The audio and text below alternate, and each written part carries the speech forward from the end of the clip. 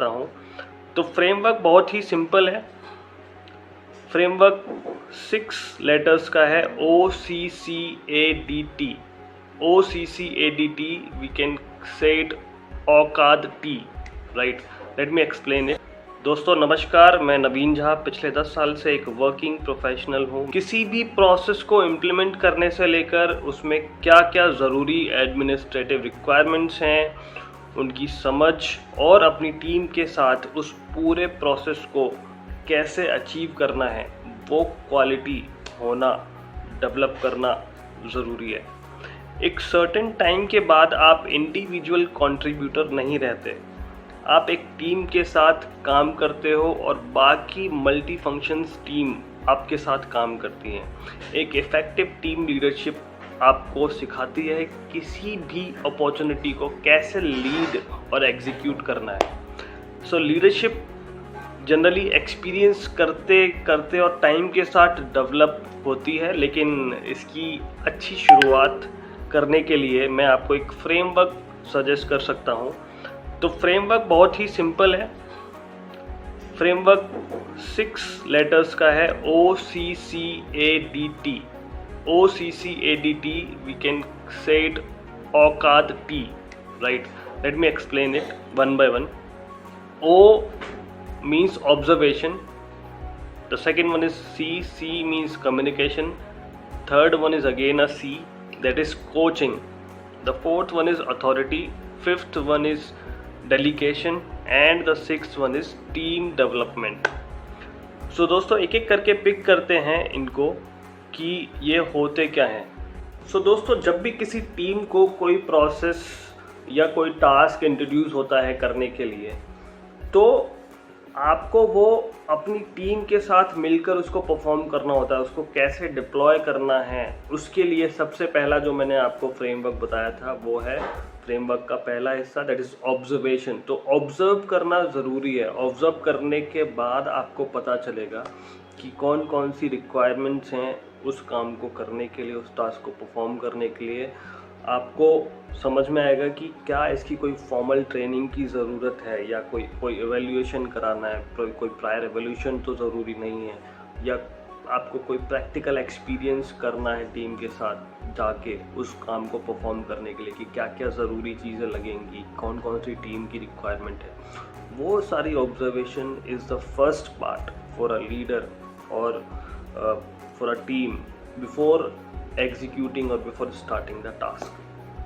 आप अपनी टीम के साथ ये पूरी ऑब्जर्वेशन करें। This is the first one. अब जब आपने ऑब्जर्व कर लिया है, आपको पता चल गया कि ये सारी चीज़ें आपको करनी है, ये ऑब्जर्वेशन से ही समझ में आया हमको। ऑब्जर्वेशन होने के बाद अब आपको बैठकर इसका एक कम्युनिकेशन प्लान बनाना है।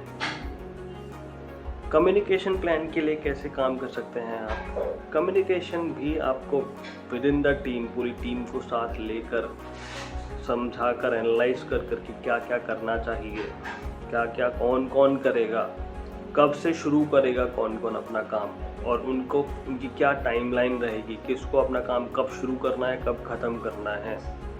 वो मास्टर प्रोजेक्ट आपको क्योंकि डिले नहीं करना है, तो इसकी कम्युनिकेशन आपको बहुत स्ट्रॉन्ग रखनी है। और ये कम्युनिकेशन जब मीटिंग हो जाती है उसके बाद इसको फॉर्मल बनाना है। This is second. एक और सी आता है, दैट इज़ वेरी इंपॉर्टेंट। वो जो सी है वो है आपका कोचिंग।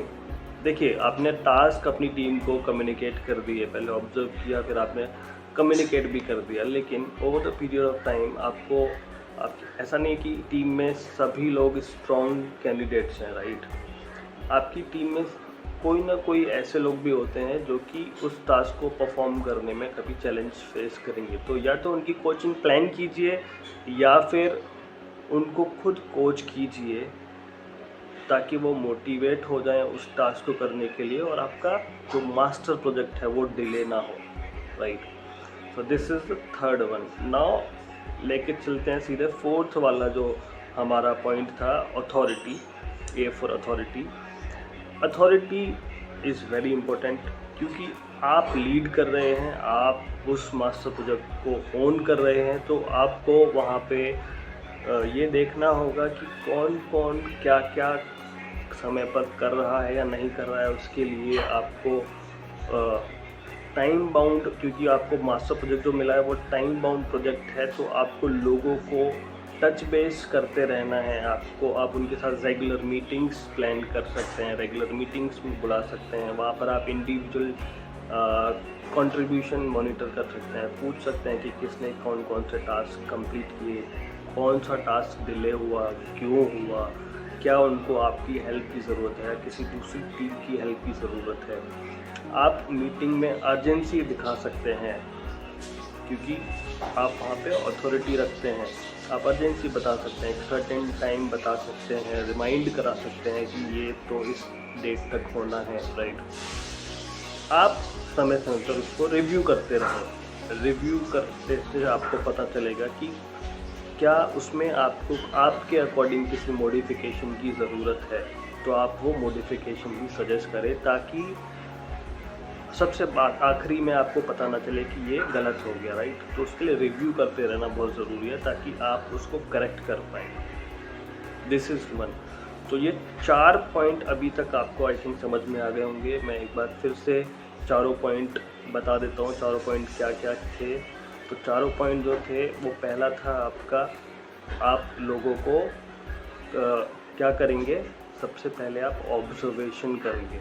ऑब्ज़र्व करना है आपको, पूरा जो काम मिला है वो ऑब्ज़र्व करना है, कैसे किया जाएगा, क्या प्लानिंग होनी चाहिए, क्या क्या रिक्वायरमेंट होगी। ऑब्ज़र्व करने के बाद communication with in the team, कौन कौन क्या क्या करेगा, कब शुरू करेगा, कब ख़त्म करेगा, क्या क्या रिक्वायरमेंट लगेंगी। कम्युनिकेशन होने के बाद वी हैव टू एनालाइज कि क्या किसी को कोचिंग की ज़रूरत है उसके टास्क को परफॉर्म करने के लिए, राइट। और उसके बाद जो फोर्थ वन था वो था authority. Authority means we have to keep analysing, we have to keep tracking. अब बात करते हैं हम नेक्स्ट टर्म की, that is delegation, the fifth term. Now delegation is the term जो कि आप अपने किसी ऐसे टीम मेंबर के साथ कर सकते हैं। डेलीगेशन का मतलब है किसी को कोई क्रिटिकल टास्क देना या हैंडओवर करना है समझा कर। तो वो उसके लिए आप आपकी टीम में किसी पोटेंशियल कैंडिडेट को ऑब्जर्व कर सकते हैं और उनको आप वो काम अच्छे से सिखा सकते हैं। सिखाने के बाद आप उनको वो टास्क हैंडओवर कर सकते हैं, उससे वो मोटिवेटेड फील करेंगे। Okay, next one, the last one and the next one is team development. अभी तक हम क्या कर रहे थे, किसी टास्क पे काम कर रहे थे पूरे सब लोग मिलकर। ये जो है ये एक इंडिविजुअल के लिए, आपकी टीम के लिए, आप अपनी टीम को समय समय पर मिलें और समझें कि आपकी जो टीम है इंडिविजुअली किस किस को कौन कौन सी स्किल्स की ज़रूरत है और उनको उसी तरीके से डेवलप करें। ये फैक्टर आपको टीम रेस्पेक्ट दिलाता है और you are called an effective and true leader.